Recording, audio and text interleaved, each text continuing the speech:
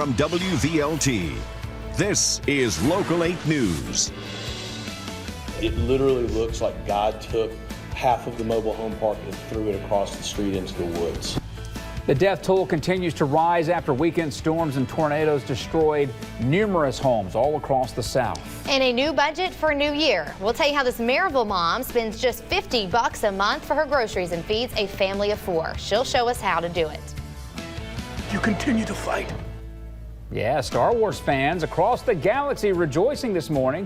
Just weeks after Rogue One's massive success, the new film's title has been revealed.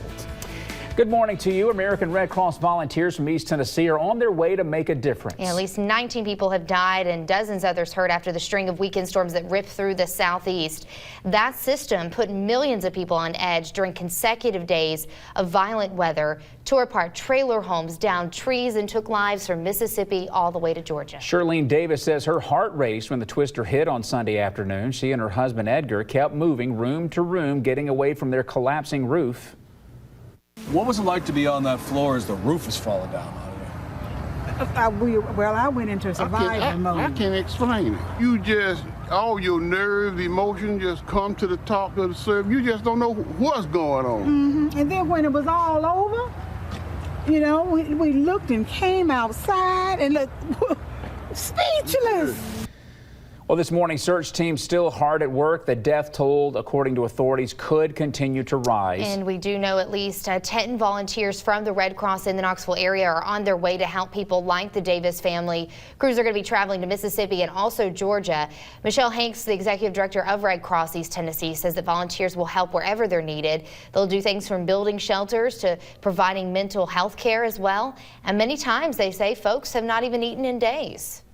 People might be in their homes, but power is out, things like that, or they're cleaning up. And so they'll do a route through the damaged area to drop off hot meals so that people can keep on working and get a good bite to eat. And Hankins tells us that more local crews are on standby, and crews already there will stay as long as necessary.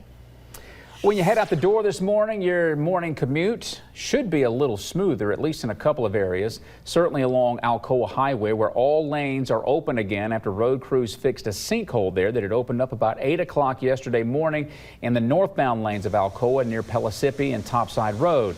Well, that sinkhole slowly crept toward the southbound lanes before it was filled. Again, that's been taken care of and all lanes are back open. Tennessee is one of the top 5 states with the highest risk for sinkholes. Broken pipes under the road could have caused yesterday's problem on Alcoa Highway.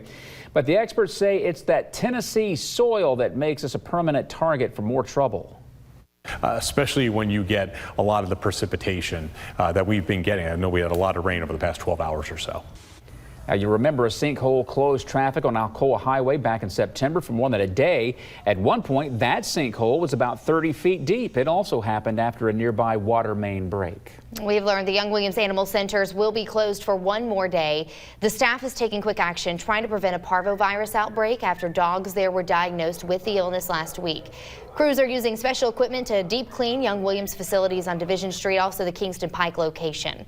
We did reach out to the shelter's director of medicine, who tells Local 8 News that there's an increase in parvo cases all over the community. And here are some of the symptoms you need to look for if your dog's recently starting to vomit, feels lethargic. Diarrhea is a symptom as well. They might have a fever also. You'll want to visit your vet's office. Woman stabbed in her yard. Now Knox County's major crimes unit is investigating. This happened just before 11 o'clock yesterday morning at a home on Brown Gap Road. Authorities say a woman was in her backyard when a man approached and stabbed her. She was taken to the hospital for treatment, and police now are asking anyone with information to get in touch with authorities. And we have learned more details about the gun allegedly used to murder a Knoxville teenager. 15-year-old Emma Walker, she was sleeping in her home last November when someone shot her to death. She was a student and a cheerleader at Central High School. Court records that we were able to obtain do claim that the suspect, 18-year-old Riley Gall, stole the gun from his grandfather and then asked someone to get rid of it after the crime. Walker and Gall had been dating, but she had broken off the relationship 2 weeks before she was murdered. Sevierville police say they're looking for a man who stole 2 purses recently, one at the Chop House last week. The second happened yesterday afternoon at the Cracker Barrel near I-40 at exit 407. Police say the man was driving what looked to be an older model white Cadillac sedan. You're asked to call Sevierville police if you have any information about the crime. All right, beer drinkers, listen up. If you picked up any beer made by Sierra Nevada at your last grocery store trip, you need to check the packaging because there has been a recall, a piece of glass that could break off and fall into the bottle. The ones involved have a date between December 5th and January 13th with a brewery code of M. So you can get a full refund from the company, so check that packaging. A supermarket chain that we're very familiar with in our area is on a massive hiring spree all across the country. Kroger just announced they want to hire 10,000 permanent employees. They currently employ more than 430,000 workers nationwide. Just check with Kroger if you're interested in one of those jobs. And a fun fact, I used to work at a Kroger. I was in the produce section. I made all the veggie trays and fruit trays. That's how I worked my way through college. Here you are. You have to. Somebody has to make those. I can still make a mean veggie tray that you for can. you, Bob. All right.